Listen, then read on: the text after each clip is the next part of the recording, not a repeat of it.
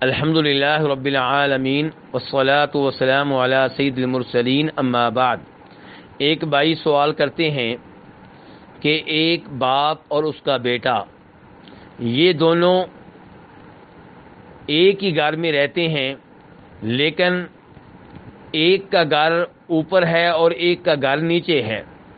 دونوں کا باورچی خانہ الگ ہے، دونوں کا کھانا الگ الگ تیار ہوتا ہے اور دونوں کا کاروبار بھی الگ ہے۔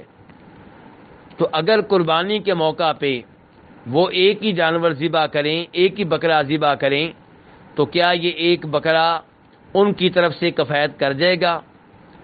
تو گزارش یہ ہے کہ باپ بیٹا جب کاروبار کے لحاظ سے الگ ہیں، باورچی خانے کے لحاظ سے بھی الگ ہیں، رہائش کے اعتبار سے بھی الگ ہیں، تو پھر ان کا قربانی میں ایک ہی بکرا ذبح کرنا درست نہیں ہوگا، بلکہ ان دونوں پہ واجب ہے، اگر وہ دونوں قربانی کرنے کی طاقت رکھتے ہیں تو ان دونوں پہ واجب ہے کہ ان میں سے ہر ایک اپنا بکرا الگ الگ ذبح کرے، یا پھر وہ کسی گائے میں یا کسی اونٹ میں حصہ ڈال لیں اور ہر ایک کا حصہ الگ ہوگا۔